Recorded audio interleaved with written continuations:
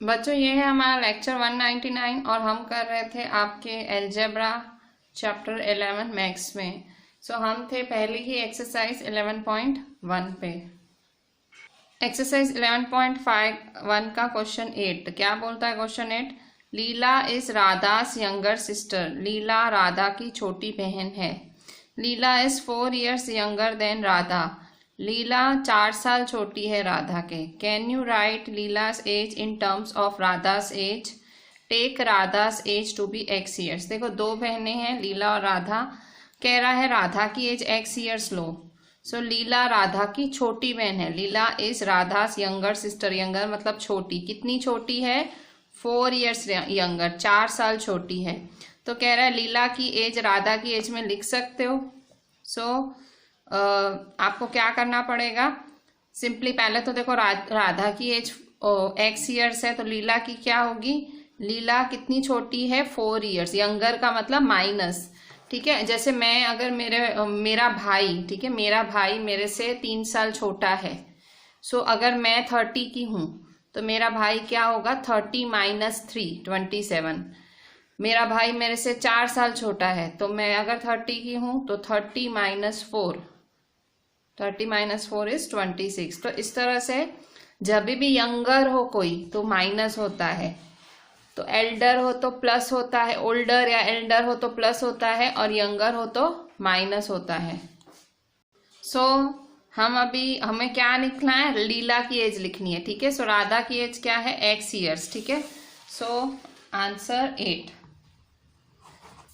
लीला की एज, राधा की एज है, Radha age x years, Radha की एज x years है।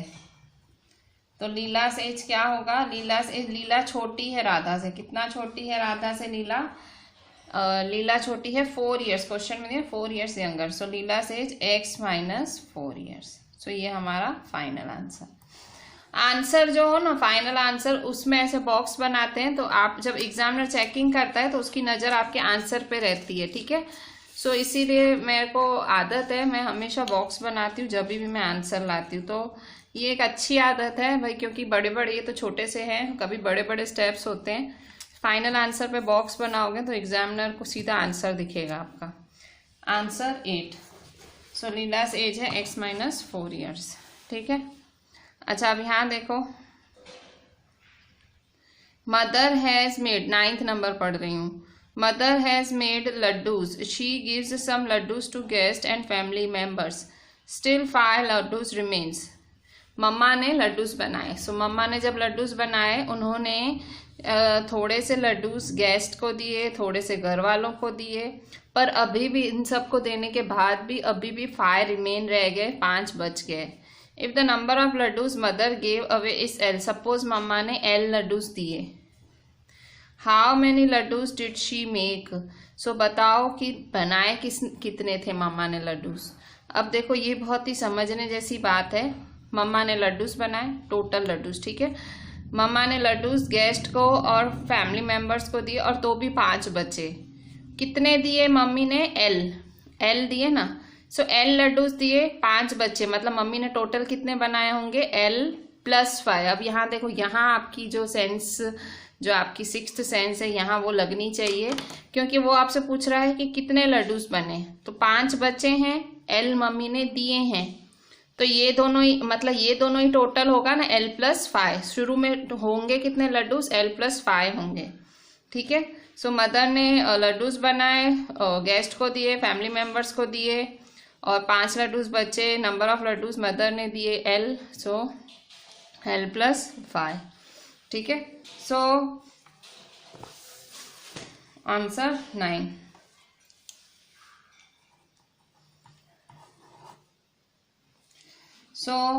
सारी इंफॉर्मेशन लिख देंगे। लड्डूज रिमेन, जो दिया हुआ है वो लिखेंगे। Laddoos remain 5। Number of laddoos mother gave, मतलब मम्मी ने जो लड्डूज दिए वो कितने हैं? L, ठीक है। मम्मी ने L लड्डूज दे दिए। How many laddoos did she make. कितने लड्डूज बनाए? टोटल लड्डूज यही तो पूछ रहा है कि कितने बनाए। So total laddoos is equal to L + 5 या 5 + L, जो भी लिखो, ठीक है। सो L + 5, ठीक है। सो मम्मा ने L + 5 लड्डूस बनाए। आंसर 10। 10th नंबर आपसे क्या पूछ रहा है? 10th नंबर पूछ रहा है oranges are to be transferred from larger boxes into smaller boxes. Oranges हैं, ऑरेंजेस की तो सीजन भी चल रही है। ऑरेंजेस जो हैं उनको बड़े बॉक्सों में से छोटे बॉक्सेस में ट्रांसफर करना है। जब बड़ा बॉक्स को एम्प्टी करा गया, खाली करा गया, the oranges from it fill 2 smaller boxes, उसमें से ऑरेंजेस ने 2 छोटे छोटे बॉक्सेस भरे। उसमें से मतलब वो बड़े बॉक्स में से 2 छोटे छोटे बॉक्स भरे और स्टिल 10 ऑरेंजेस रिमेन आउटसाइड, ठीक है। सो अभी भी 10 ऑरेंज रह गए। Still 10 oranges remain outside. If the number of oranges in a small box are taken to be x, so अगर सपोज कि छोटे बॉक्स में ऑरेंजेस x हैं, सो बताओ कि number of oranges larger box में कितने होंगे, ठीक है। सो फिर से देखो, बड़े बॉक्स में छोटे बॉक्स में ट्रांसफर हो रहे हैं। लार्जर बॉक्स को एम्प्टी किया गया तो 2 बॉक्स भरे गए, 2। अभी भी 10 बच गए। Number of oranges are taken to be x, so number of oranges x हैं और 2 बॉक्स भरे हैं, तो number of oranges in the larger box कितने होंगे। अब यहाँ देखो, ये भी बहुत ज्यादा समझने वाला क्वेश्चन है।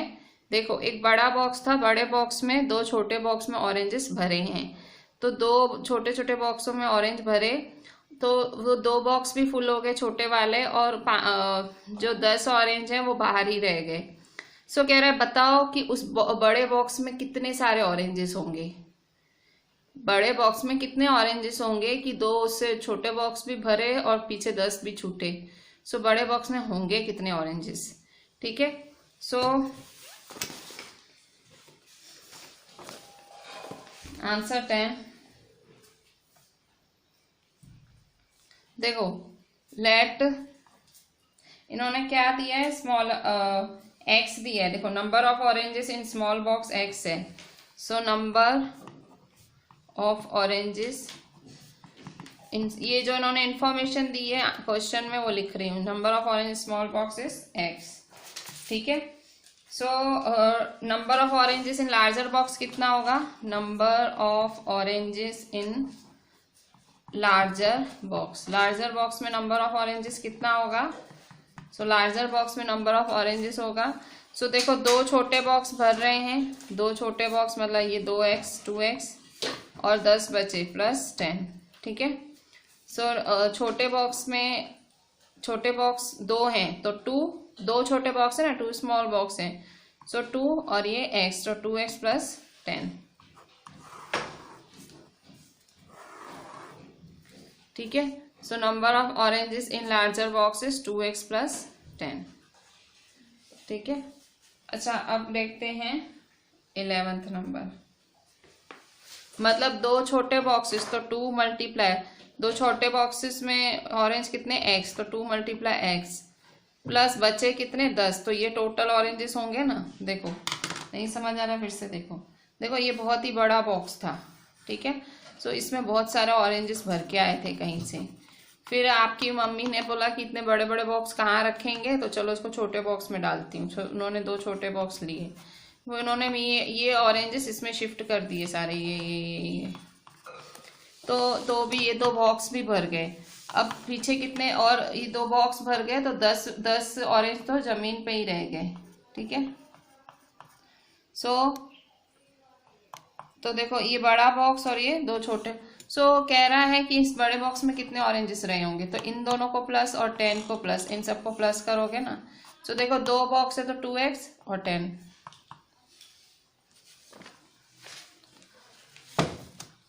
11th नंबर देखो, look at the following matchstick pattern of squares, ठीक है। इस मतलब यहाँ आपको मैचस्टिक पैटर्न देखना है।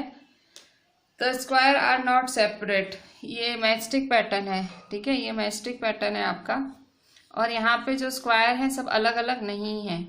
2 neighbouring squares have a common matchstick, 2 squares के बीच में कॉमन मैचस्टिक है, observe the patterns, find the rule that gives the number of matchsticks. तो नंबर ऑफ मैस्टिक्स का रूल निकालो। क्या बोल रहा है कि देखो ये पहले में 4 थे, पहले में 4 थे, फिर कितने मैस्टिक्स हो गए, 1 2 3 4 5 6 7, फिर 7 हुए, 4 7, फिर ये कितने हैं, 1 2 3 4 5 6 7 8 9 10, 4 7 10। कह रहा है फॉर्मूला बताओ, रूल बताओ, ये कौन सी रूल से होगा। जैसे आपने रूल सीखे थे ना जब चालू हुआ था, एल का रूल बोलो, टी का रूल बोलो कि क्या फॉर्मूला, वैसे ही स्क्वायर में क्या फॉर्मूला लगेगा। सो देखो ये बहुत ही ज़्यादा इंटरेस्टिंग सम है, मैं बहुत अच्छे से आपको समझाती हूँ। सो 11th नंबर में आपको रूल निकालना है कि observe the pattern, find the rule that gives the number of matchsticks. ठीक है, सो 11th नंबर ये बनाने के लिए पहले आपको ये जो मैचस्टिक्स है वो बनानी पड़ेंगी। मैचस्टिक्स बना के आपको ज़्यादा आइडिया आएगा। सो 11th नंबर, ठीक है। सो ये देखो, ये एक मैचस्टिक है, ये दूसरी मैचस्टिक है, ये तीसरी मैचस्टिक है और ये चौथी मैचस्टिक है। ये ए, फिर ये एक मैचस्टिक है, दूसरी, फिर ये तीसरी मैचस्टिक है, फिर ये चौथी मैचस्टिक है, फिर से ये 1 2 3, फिर से बनाएंगे 1 2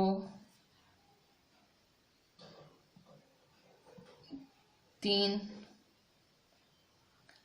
4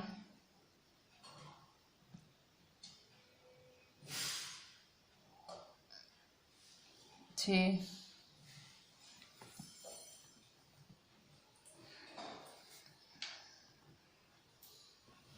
सो देखो ये सारी मैचस्टिक्स हैं। ठीक है, सो अब यहाँ देखो पहले में 4 हैं, देखो 1 2 3 4, पहले में 4 मैचस्टिक्स हैं। ठीक है, दूसरे में 1 2 3 4 5 6 7, दूसरे में 7 हैं, तीसरे में 1 2 3 4 5 6 7 8 9 10। ठीक है, 10 हैं।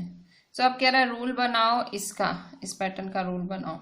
सो रूल कैसे बनाओगे, देखो रूल बनाने का तरीका बताती हूँ। देखो ये पहले जैसे नहीं है, पहले जैसे कुछ थे ना, जैसे एल का टी का, उसमें कुछ था ही नहीं, तो ये थोड़ा डिफरेंट है, ये पूरा स्क्वायर है, इसका डिफरेंट ही है लॉजिक।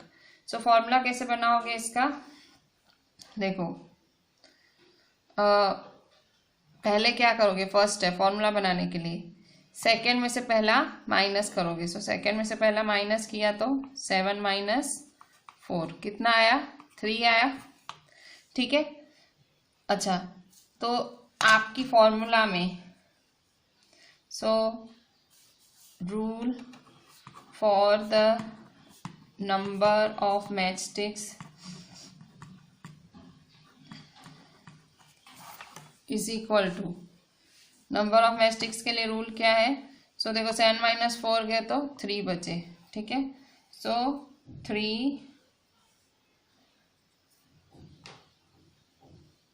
कुछ भी ले सकते हो। ठीक है, एक्स लो, एल लो, 3x ले लेते हैं, एन भी ले सकते हो। ठीक है, एन ले लो। ठीक है, 7 मतलब सेकेंड माइनस बस 3। अच्छा अब ये पर ये कौन, ये साइड्स कितने हैं, 1 2 3 4, तो 3 में क्या कम, कितना कम है, 1, सो +1। ठीक है, ये ऐसे फॉर्मूला बनाने का एक तरीका बता रही हूँ। सिंपली सेकेंड में से जो है फर्स्ट माइनस कर दो, फिर देखो क्या बच रहा है। सेकेंड में से जो फर्स्ट माइनस किया उसको, उसके साथ n लगा दिया। ठीक है, 3n, और इसमें से क्या बचा, 1 बचा, सो ये +1। ठीक है, so rule for the number of matchsticks is equal to 3n + 1। ठीक है, सो ये है आपका 11th नंबर। या n के लिए लिख दो, where n is the number of squares, where n is the number of squares, मतलब जब आप 1 रखोगे, जब यहाँ 3 1 जा 3, 3 + 1 4, सो 4, जब पहले स्क्वायर में 4 मैचस्टिक्स लगेगी। फिर दूसरे स्क्वायर में जब 2 रखोगे तो 3 2 जा 6, 6 + 1 7 मैचस्टिक्स लगेगी। तीसरे में 3, सो 3 3 जा 9 + 1 10 मैचस्टिक्स लगेगी। ठीक है, so this is your 11th number. अच्छा, अब हम देखते हैं 12th नंबर। सो 12th नंबर में, अच्छा ये 11th का ए पार्ट है और बी पार्ट है, 11th 12th नहीं है। सो बी पार्ट,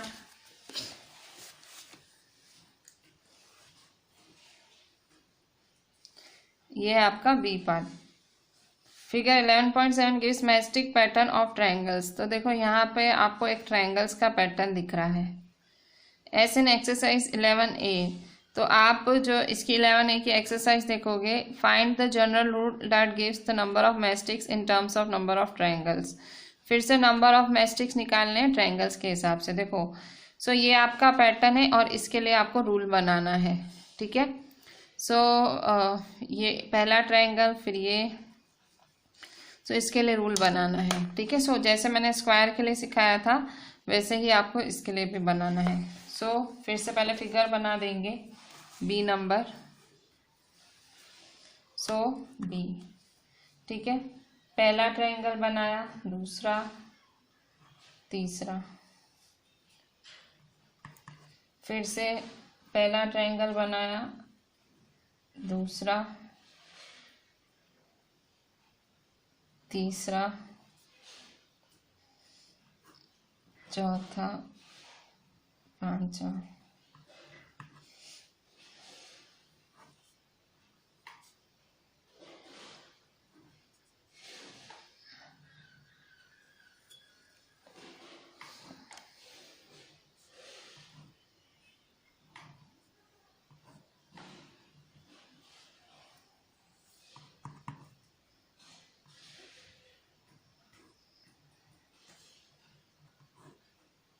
इस तरह से पैटर्न बना देना है। टेक्स्ट बुक में दिया हुआ है वही वाला पैटर्न है ये, ठीक है। सो ये पैटर्न बना दिया हमने।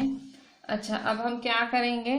सो देखो यहाँ कितनी मैट्रिक्स है, 1 2 3, सो 3 है। फॉर्मूला ऐसे बनाते हैं। सो 3, यहाँ कितनी है, 1 2 3 4 5, यहाँ 5 मैट्रिक्स है। यहाँ कितनी है, 1 2 3 4 5 6 7। यहाँ कितनी है मैट्रिक्स, 1 2 3 4 5 6, एक सेकेंड, फिर से 1 2 3 4 5 6 7 8 9, 9 है, ठीक है। अच्छा, अब हम क्या करेंगे, माइनस करेंगे। सो 5 - 3 2 हुआ, ठीक है। सो रूल क्या बनेगा, rule for the number of matrix कितना बनेगा? सो देखो मैंने आपको बताया था ना, हम ऐसे सेकंड में से फर्स्ट माइनस कर देंगे। अब देखो तो ये 2 बचा। सो ये पर पहले वाली फिगर में कितनी साइड्स हैं, 1 2 3, तो कितना कम पड़ा? सो 2s + 1 या 2n + 1। So rule for the number of matrix, कुछ भी अल्फ़ाबेट ले सकते हो। सो 2 है ना, ये 2n, ठीक है। 5 - 3 क्या आया, 2, सो 2n। अच्छा, इसमें कितना कम हो रहा है, 1 ओनली, सो 2n + 1।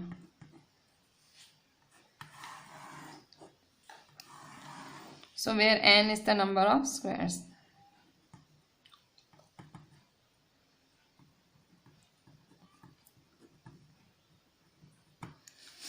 ठीक है। सो ये था हमारा बी नंबर, बी पार्ट, ठीक है। सो ये ए पार्ट, ये बी पार्ट। इस तरह से आप कोई भी फिगर का, पॉलीगॉन्स का भी, पॉली मतलब मैनीगॉन मतलब साइड, किसी मतलब ऐसे रेगुलर पॉलीगॉन्स का भी आप ऐसे फॉर्मूला बना सकते हो। अब हम हमारा एक दूसरा टॉपिक स्टार्ट ले रहे हैं, उसका नाम है use of variables in common rule. Common rules में हम वेरिएबल्स का कैसे यूज कर सकते हैं। So use of variables in common rules. So देखो ज्योमेट्री के रूल्स पहले देखेंगे। सो ज्योमेट्री रूल्स, सो आप देख सकते हो, आप अभी देखोगे कि मैथ्स के जो कॉमन रूल है, मैथ्स के भी कितने सारे रूल्स होते हैं, तो मैथ्स के जो कॉमन रूल्स हैं जो हम पहले ही पढ़ चुके हैं कैसे उन्हें आप वेरिएबल्स में लिख सकते हो। सो अगर मैं ज्योमेट्री रूल्स की बात कर रही हूँ तो मैंने अभी अभी आपको मेंसुरेशन चैप्टर कराया था कुछ ही टाइम पहले।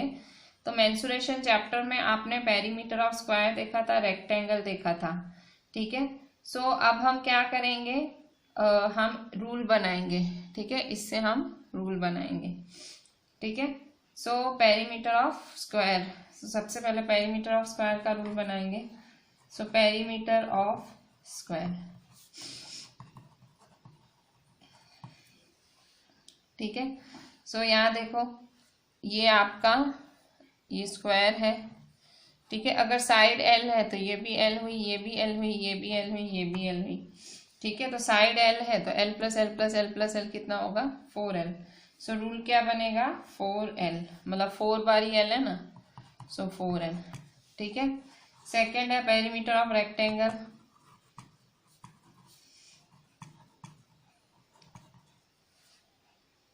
सो पेरीमीटर ऑफ रेक्टेंगल क्या होता है, सो इस तरह से उसकी फिगर बनती है, ठीक है। सो ये एल है, ये बी है, ठीक है। सो इसकी फिगर कैसे बनाएंगे, perimeter of rectangle 2l plus B, ठीक है। सो 2 को हम 2l प्लस बी, सो ये हुआ हमारा पेरीमीटर ऑफ रेक्टेंगल। कैसे, सो देखो l है b है, सो 2 बारी l 2 बारी b, सो 2 ब्रैकेट में l प्लस b, ठीक है। सो इस तरह से, और यहाँ देखो एल जो है वो वेरिएबल है, वेरिएबल का मतलब अल्फाबेट है, यहाँ एल बी दोनों अल्फाबेट है, ठीक है। उसी तरह से अरिथमेटिक के रूल्स, ये ज्योमेट्री के रूल्स थे, ठीक है। अभी अरिथमेटिक के रूल्स देखते हैं। सो अरिथमेटिक के रूल्स, सो अरिथमेटिक के रूल्स तो जैसे कि कॉम्यूटेटिव होते हैं, कॉम्यूटेटिव प्रॉपर्टी आपने सुनी होगी, ठीक है। सो उसके कैसे रूल्स बनाएंगे, so commutative rule first, commutative of addition. So commutativity of addition तो देखो कैसे होगा ये, सो देखो a plus B is equal to B plus A, ठीक है। आप दो नंबर्स को प्लस करो सीधा उल्टा, उसे कहते हैं कॉम्यूटेटिविटी ऑफ एडिशन, ठीक है। सो ये भी हम रूल इसी मतलब हम हमारी बना सकते हैं इंफॉर्मेशन के हिसाब से। इसके बाद है सेकेंड रूल है आपका कॉम्यूटेटिविटी ऑफ मल्टीप्लिकेशन, ठीक है, मल्टीप्लिकेशन की कॉम्यूटेटिविटी। सो ए मल्टीप्लाई बी मल्टीप्लाई ए, ठीक है। सो ये हुआ हमारा कॉम्यूटेटिविटी ऑफ मल्टीप्लिकेशन। इसके बाद हम देखेंगे डिस्ट्रीब्यूटिविटी, ठीक है। सो डिस्ट्रीब्यूटिविटी या डिस्ट्रीब्यूटिव प्रॉपर्टी,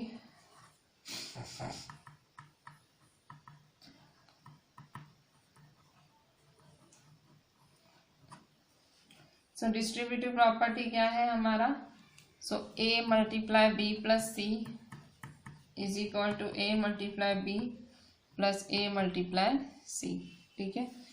ए बी के साथ ए सी के साथ। सो ये है अरिथमेटिक रूल्स। क्या है अरिथमेटिक रूल्स, एडिशन, मल्टीप्लिकेशन और मल्टीप्लिकेशन ओवर एडिशन, ठीक है। सो ये 3 है, ये 1, ये 2 और ये तीसरा।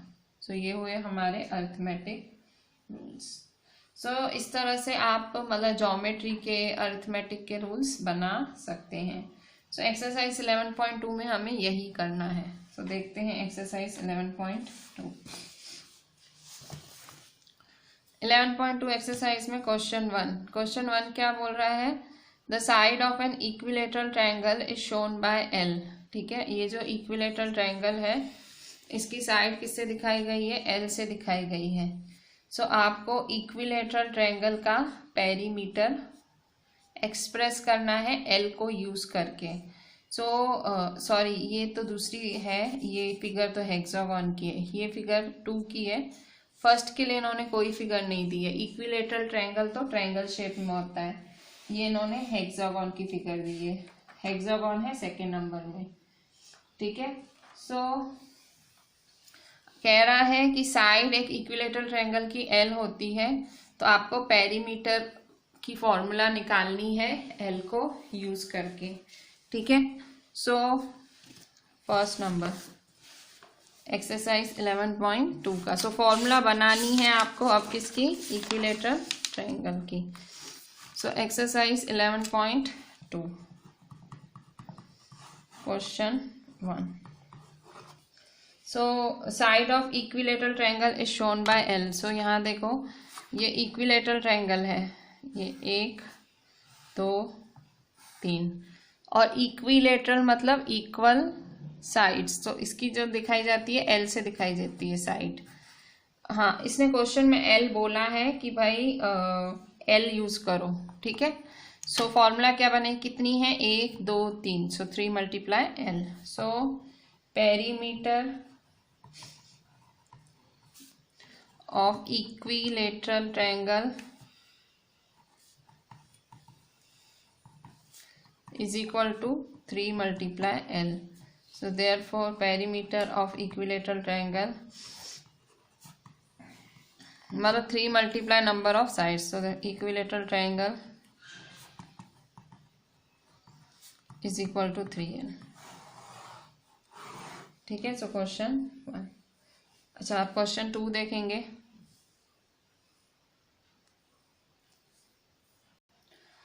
Second number, the side of a regular hexagon. Regular hexagon मतलब जिसकी सारी साइड्स इक्वल होती हैं, हेक्सा मतलब 6 sides.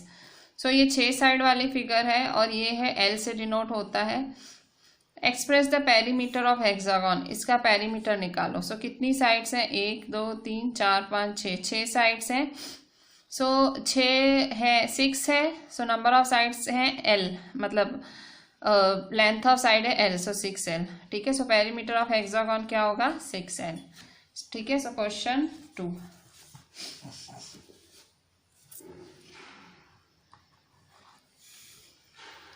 So perimeter of hexagon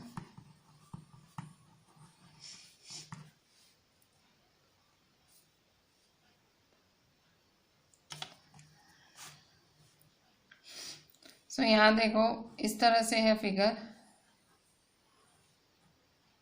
ठीक है, सो ये एल है, L L L L L. So perimeter of hexagon 6 into L, 6 sides है ना। अच्छा, यहाँ एल क्या है, where L is the length of, मतलब यहाँ लेंथ साइड है, साइड की लेंथ है, where L is the side. So perimeter of hexagon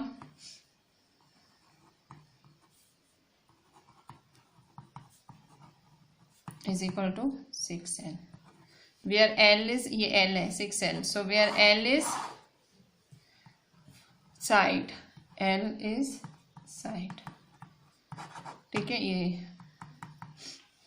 question 3। देखो third number, a cube is a 3 dimensional figure. देखो ये क्यूब है। ठीक है, so cube is a 3 dimensional figure. It has 6 faces and all of them are identical squares. कितने faces हैं, 6। सो इसके 6 faces हैं और सारे के सारे क्या हैं, स्क्वायर्स हैं। मतलब इस फिगर में सारे स्क्वायर्स ही दिखेंगे। The length of an edge of the cube is given by L. इसकी लेंथ क्या है, L. Find the formula for the total length of edges of cube. Cube के लिए टोटल लेंथ निकालो। सो यहाँ देखो ये आपको क्यूब दिया हुआ है, इसका भी आपको total length of edges, total length मतलब वही पेरीमीटर ही निकालना है, इसने पेरीमीटर बोला है ना। सो अब देखो यहाँ कितनी साइड से काउंट करो। देखो 1 2 3, फिर ये देखो 4, देखो 4 5 6 7 8 9 10 11 12, टोटल कितने हैं, 12 हैं। ठीक है, सो 12 एजेस हैं, सो 12 मल्टीप्लाई एल। ठीक है, so total length of edges of cube, so total length of edges of a cube is equal to 6 multiply 12 है ना, 12 multiply L, ठीक है। So therefore total length of edges of a cube is equal to 12L, ठीक है। So where L is the edge of the cube, where L is the edge of cube,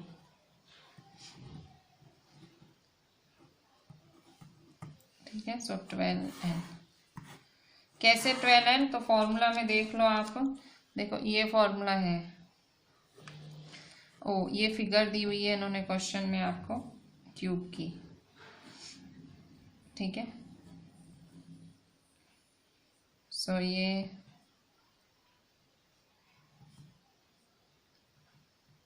ठीक है, ऐसी कुछ figure दी हुई है, मैंने थोड़ी टेढ़ी बनाई है। सो यहाँ देखो ये 1 2 3 4 5 6 7 8 9 10 11 12, ठीक है। सो ये क्या हुआ हमारा, ये 12 एजेस हुए, ऐसे 12 इंटू 10। अच्छा, अब हम देखेंगे 4th number.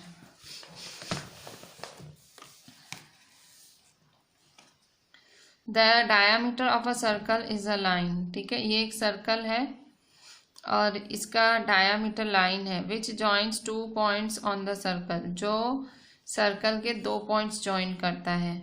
And also passes through centre of the circle, ये किससे पास हो रहा है, सेंटर ऑफ सर्कल से।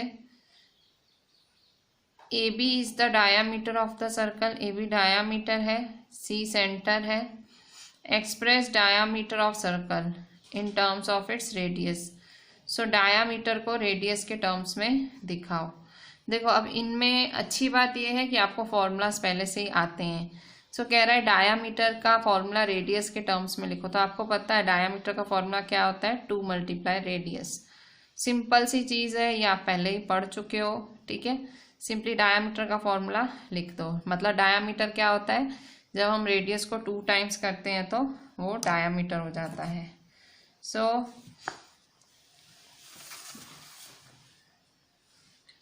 क्वेश्चन 4, सो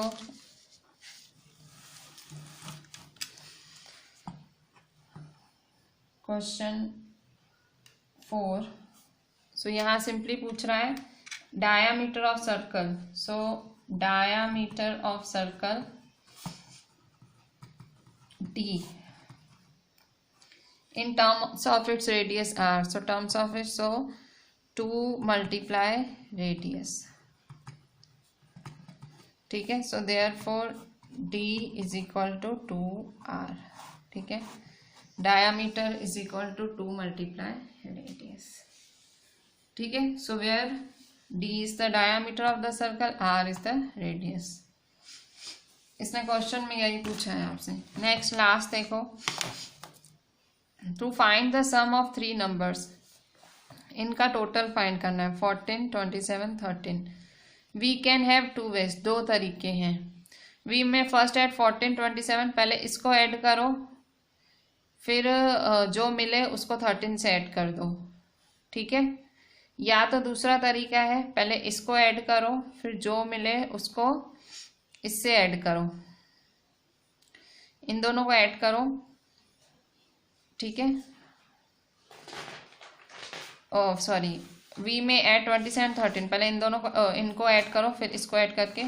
सो क्या बोल रहा है, this can be done for any 3 numbers, this property is known as associativity of express this property, express this property which we have already studied in chapter on whole numbers in a general way using ABC।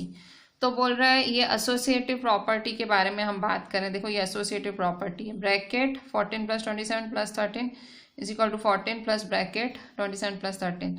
तो कह रहा है कि आप associative property के बारे में लिखो, एसोसिएटिव प्रॉपर्टी के लिए फॉर्मूला बनाओ।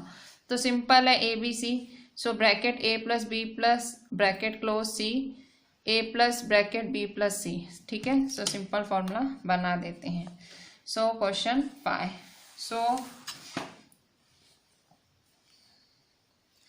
सो question 5, associativity of addition of numbers, ठीक है। So is equal to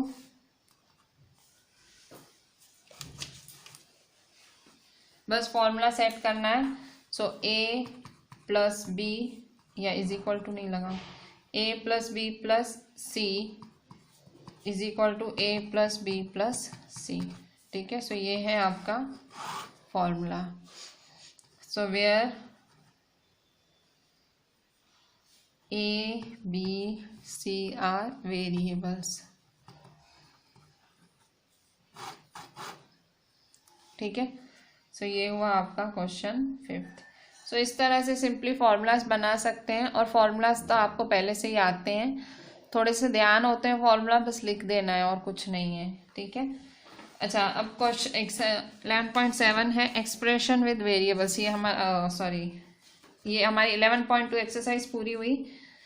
11.2 exercise यही पूरी होती है। अच्छा, अब हम नया टॉपिक देखते हैं, एक्सप्रेशन विद वेरिएबल्स। वेरिएबल्स को एक्सप्रेस कैसे करते हैं, नया टॉपिक, ठीक है। Expression with variables.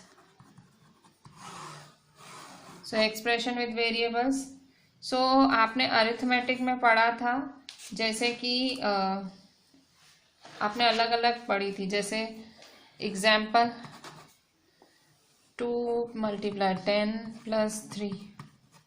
सो फिर या तो आपने ऐसे पढ़ा था 3 × 100 + 2 × 10। सो ये सारे जो एक्सप्रेशंस हैं ये किन किन नंबरों से बनते हैं, 2, 3, 4, 10, 100। सो इन एक्सप्रेशंस को बनाने के लिए हमें 4 ऑपरेशंस यूज करने पड़ते हैं, एडिशन, सब्ट्रैक्शन, मल्टीप्लिकेशन,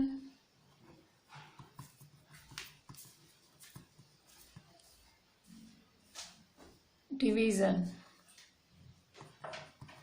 ठीक है। हमें 4 ऑपरेशंस यूज करने पड़ते हैं। सो इन चारों की मदद से आप अलग अलग रूल्स बना सकते हो, इवन इनमें भी। जैसे यहाँ देखो, आप जैसे ये क्या है 2 × 10, तो आप क्या बोलोगे 2 × 10 एंड एडेड टू 3। यहाँ क्या बोलोगे 3 × 100 एडेड टू 2 × 10, ठीक है। सो ऐसे ही हमें वेरिएबल्स की मदद से भी एक्सप्रेशंस लिखने होते हैं, जैसे कि मेन जो अभी आपके चैप्टर से रिलेटेड है एक्सप्रेशंस, ठीक है। ये मैं आपको एग्जाम्पल दे रही हूँ। जैसे पहला है y + 5, ठीक है। सो y + 5 है, तो इसको कैसे लिखोगे, कैसे बोलोगे बताओ। यहाँ इसको रीड करना हो तो कैसे रीड करोगे। सो आप बोलोगे 5 added to y, 5 added to y, भाई 5 ऐड हुआ y में। सेकेंड t - 7, इसको कैसे बोलोगे, आप बोलोगे 7 सब्ट्रैक्टेड फ्रॉम t, ठीक है। 7 subtracted from t। Third number है 10a, क्या बोलोगे a × 10, ठीक है। सो a × 10। फोर्थ x/3, क्या बोलोगे x / 3। सो x / 3। फिफ्थ -5q, तो क्या बोलोगे q × -5, q × इसे एक्सप्रेशंस कहेंगे और इसको इसे रीड करते हैं मल्टीप्लाई। देखो जब कोई साइन नहीं हो तो मल्टीप्लाई की साइन, यहाँ पे भी देखो कोई साइन नहीं तो मल्टीप्लाई। साइन दी हुई है तो ये एडेड है, ये सब्ट्रैक्टेड है, ये डिवाइडेड है, नहीं है तो मल्टीप्लाइड, ठीक है। सो q × -5, ठीक है। Sixth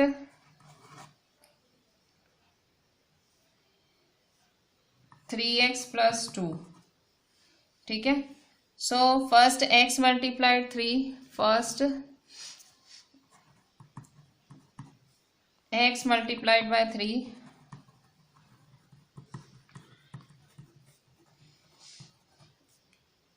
and then add 2 added to the product, 2 added, 2 फिर add हुआ and then 2 added to the product.